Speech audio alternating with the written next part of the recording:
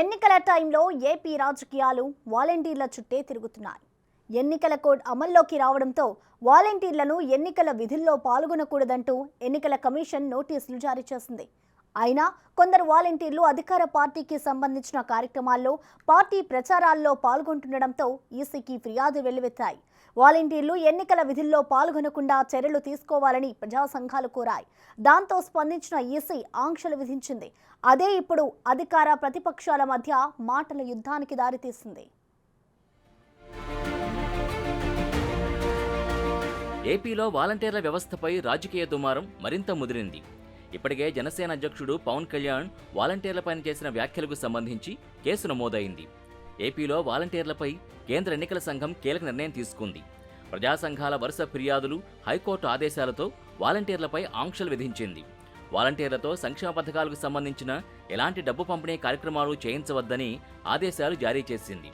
తాజాగా మాజీ ఎన్నికల కమిషనర్ ఆధ్వర్యంలోని సిటిజన్స్ ఫర్ డెమోక్రసీ సంస్థ ఇచ్చిన ఫిర్యాదు మేరకు వాలంటీర్లపై ఎన్నికల సంఘం ఆంక్షలు విధించింది. వాలంటీర్లను ఎన్నికల విధులకు ఉపయోగించవద్దని ఈసీ ఆదేశాలు ఇచ్చినప్పటికీ ఏపీ ప్రభుత్వం అమలు చేయడం లేదని సిటిజన్స్ ఫర్ డెమోక్రసీ 2 వారాల క్రితం ఏపీ హైకోర్టులో పిటిషన్ దాఖలు చేసింది. ఎన్నికల్లో వైసీపీని గెలిపించే బాధ్యత వాలంటీర్లదే అని సీఎం జగన్, ఇతర మంత్రులు చెబుతున్నారని కోర్టు దృష్టికి తీసుకొచ్చింది. దాంతో కేంద్ర ఎన్నికల సంఘం ఆదేశాల్ని ఎందుకు పాటించడం లేదని ప్రభుత్వాన్ని హైకోర్టు ప్రశ్నించింది. వెంటనే తగిన చర్యలు చేపట్టాలని ఏపీ ఎన్నికల ప్రధానాధికారికి ఆదేశాలు జారీ చేసింది. అదే సమయంలో ఈసీ సైతం హైకోర్టు తీర్పుని అమలు చేయాలని ఏపీ ఎన్నికల ప్రధానాధికారికి స్పష్టం చేసింది. 2 వారాల క్రితం హైకోర్టు ఇచ్చిన తీర్పుని ప్రస్తావిస్తూ రాష్ట్ర ఎన్నికల ప్రధానాధికారికి కీలక ఆదేశాలిచ్చింది. ప్రభుత్వ పథకాల నిధులు, పెన్షన్ల పంపిణీలో వాలంటీర్లు పాల్గొనకుండా చూడాలని ఆదేశించింది. వాలంటీర్ల మొబైల్ ఫోన్లు, ట్యాబ్లు, సామగ్రి డీఈఓలకు అప్పగించాలని స్పష్టం చేసింది. ఇక ప్రభుత్వ పథకాల అమలు కోసం ప్రత్యామ్నాయం చూసుకోవాలని సూచించింది. అవసరమైతే నగదు బదిలీ ద్వారా పథకాలు కొనసాగించవచ్చని రాష్ట్ర ఎన్నికల సంఘానికి సిఈసి లేఖ రాసింది. ప్రతి నెల 1వ తేదీనే ఉదయం వాలంటీర్లు ఇళ్లకు వెళ్లి దాదాపు 66.4 లక్షల మందికి వృద్ధాప్య, సామాజిక, వికలాంగ, కిడ్నీ వ్యాధిగ్రస్తులకి పెన్షన్లు అందిస్తున్నారు. ఈ విధానం గురించి వైసీపీ నేతలు తెగ ప్రచారం చేసుకుంటున్నారు. ఇప్పుడు ఎన్నికల సంఘం తాజా ఆంక్షలతో వాలంటీర్లు ఎన్నికల కోడ్ ముగిసే వరకు నేరుగా పెన్షనర్స్కి నగదు పంపిణీ చేసే అవకాశం లేకుండా పోయింది. వాలంటీర్లు ప్రతి నెల ఇంటికి వెళ్లి అందిస్తుండటంతో వారితో లబ్ధిదారులు మమేకమయ్యారు. ఇప్పుడు కొత్త విధానం ద్వారా అందించడం లబ్ధిదారులపైన ప్రభావం చూపిస్తుందన్న అభిప్రాయం వ్యక్తమవుతోంది. వాలంటీర్లపై ఈసీ ఆంక్షలకు టీడీపీ కారణమని వైసీపీ ఆరోపణలు గుప్పిస్తోంది. చంద్రబాబు కుట్రల వల్ల ఇంటి వద్దనే పెన్షన్ తీసుకునే అవకాశం వృద్ధులు కోల్పోయారని వైసీపీ నేతలు విమర్శిస్తున్నారు. చంద్రబాబుకి ఎన్నికల్లో పెన్షనర్లు బుద్ధి చెబుతారని వైసీపీ నేతలు శాపనార్థాలు పెడుతున్నారు. వాలంటీర్ల గురించి ఇష్టం వచ్చినట్టు మాట్లాడుతున్నారని విమర్శలు గుప్పిస్తున్నారు. వాలంటీర్ల మీద ఒక పక్క కడుపులో కక్ష, వారు ఈ రాష్ట్ర రాజకీయాల్ని మార్పు చేస్తారేమో, జగన్మోహన్ రెడ్డి గారి పట్ల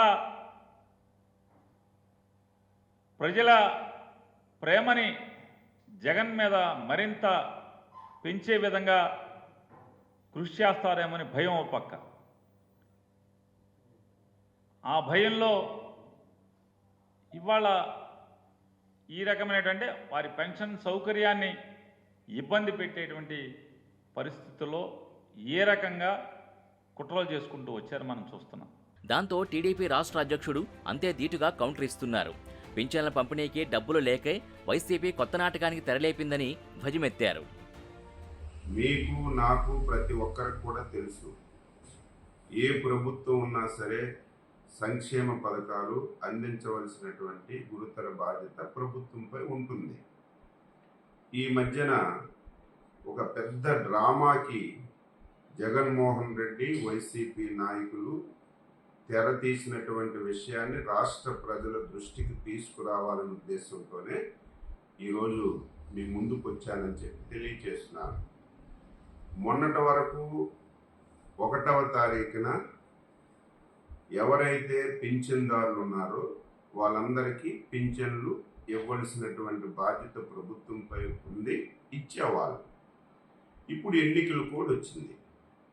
ఎన్నికల కోడ్లో ఎన్నికల నిబంధనల ప్రకారం ఎవరైతే ప్రభుత్వ జీతం తీసుకొని వాలంటీర్లుగా పనిచేస్తున్నారో వాళ్ళు వైసీపీ కార్యకర్తలుగా పనిచేస్తున్నారని చెప్పి ఎలక్షన్ కమిషన్ దృష్టిలో పెట్టుకొని వారికి సంక్షేమ పథకాలు అందించకుండా డైరెక్ట్గా ఆఫీసర్ల ద్వారా గతంలో ఎలాగైతే 1వ తారీఖున పెన్షన్ లబ్ధిదారులకు అందిందో ఆ విధంగా అందించమని చెప్పి ఎలక్షన్ కమిషన్ ఆదేశాలు ఇచ్చిన విషయాన్ని కూడా ఈ సందర్భంగా ప్రజలకు గుర్తు చేస్తున్నారు.